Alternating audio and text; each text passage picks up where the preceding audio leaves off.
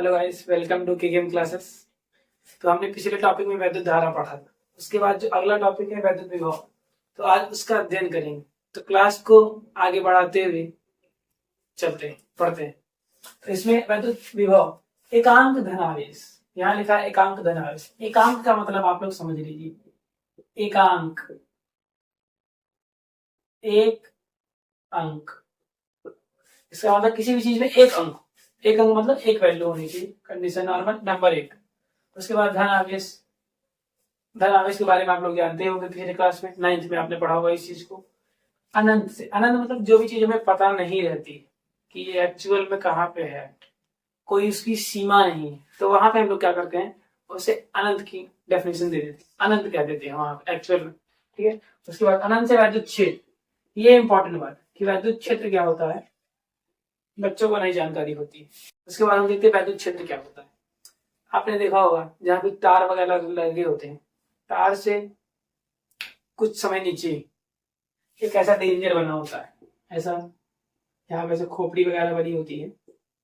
तो ये क्यों बना होता है? क्योंकि जब किसी तार में इलेक्ट्रिक फ्लो होती है तो उसके चारों ओर इलेक्ट्रिक फील्ड उत्पन्न हो जाती है। जैसे चुंबक के चारों ओर इलेक्ट्रिक फील्ड उत्पन्न होती है, वैसे धारा के चारों ओर एक इलेक्ट्रिक फील्ड उत्पन्न हो जाती है। तो वही इलेक्ट्रिक फील्ड को हम लोग वैद्युत क्षेत्र के नाम से जानते हैं। जब किसी एकांक धनावेश को अनंत से, अनंत से मतलब हमें नहीं पता, वैद्युत क्षेत्र के बाहर से कहीं से वैद्युत क्षेत्र के अंदर, वैद्युत क्षेत्र में लाने में जो कार्य करना पड़ता है, क्योंकि किसी भी चीज को यदि बाहर से अंदर ले आएंगे, अंदर से बाहर ले जाएंगे, तो कोई ना कोई काम करना पड़ेगा, और जो काम करना पड़ेगा उसी कार्य को वैद्युत विभव, उसी कार्य को वैद्युत विभव, और इसे V से डिनोट करते हैं, V से डिनोट करते हैं। तो आप ध्यान से देखिएगा, आप ध्यान से देखिएगा एक बात को, इसमें मैंने एक एक शब्द का मतलब आपको बता दी, लेकिन इसके साथ साथ एक टॉपिक का ध्यान रखिए। जो इसमें शब्द है, शब्द का जो शाब्दिक अर्थ है और जो भावात्मक अर्थ है, दोनों में थोड़ा डिफरेंट है। तो आपको कई सारे टीचर अलग अलग तरीके से ये सारी चीजें बताएंगे, तो आपको कंफ्यूज नहीं हो रहा है, उनका भाव वही निकलेगा, शाब्दिक अर्थ अलग बता सकते हैं। तो इस बात का ख्याल रखें, ठीक है। जब किसी एकांक धनावेश को अनंत से वैद्युत क्षेत्र के भीतर लाते हैं या वैद्युत क्षेत्र के अंदर लाते हैं, तो हमें कुछ ना कुछ कार्य करना पड़ता है, और जो कार्य करना पड़ता है वही कार्य वैद्युत विभव कहलाता है। और इसे I से डिनोट करते हैं। इसका जो फार्मूला होता है V बराबर W/Q। W हमारा यहाँ पे देखेंगे तो V वैद्युत विभव है, जैसा कि मैंने पहले बताया। वैद्युत विभव को V से डिनोट करते हैं, और W जो है किया गया कार्य, क्योंकि हमने बताया कि अनंत से या कहीं से भी आप किसी भी चीज को अगर लेके आएंगे तो कार्य तो करना पड़ेगा। अब यहाँ पे हम लोग धनावेश को ले आ रहे हैं, तो जो कार्य करना पड़ेगा वही कार्य W है। और किसको ले आ रहे हैं? वैद्युत आवेश को ले आ रहे हैं, तो इसलिए Q क्या है? आपका वैद्युत आवेश। तो ये विभव के बारे में किसने बताया था? विभव के बारे में बताया था एक साइंटिस्ट जिनका नाम था अलेसांद्रो वोल्टा। तो इन्हीं के सम्मान में इनका जो मात्रक है विभव, इसको वोल्ट कहा गया।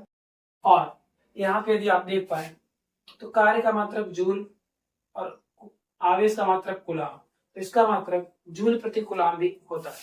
तो ये एक छोटा सा टॉपिक था, एकदम छोटा सा, कोई आपको पढ़ने में कोई ज्यादा कठिनाई नहीं हुई होगी, ऐसा करने समझ में आएगा। तो हम थोड़ा किनारे हो जाते हैं। आप लोग स्क्रीनशॉट लेना चाहते तो स्क्रीनशॉट ले ले, अन्यथा वीडियो को पॉज करके नोट्स बना लें, क्योंकि आपको आगे पढ़ने में समस्या न हो।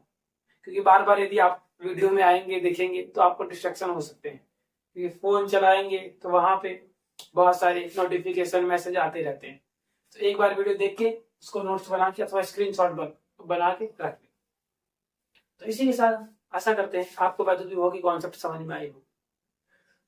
तो जो भी नए बच्चे हैं जो क्लास को पहली बार देख रहे हैं, वो चैनल को सब्सक्राइब करें और ऑल बटन पे क्लिक करके सारी नोटिफिकेशन को ग्रहण करें।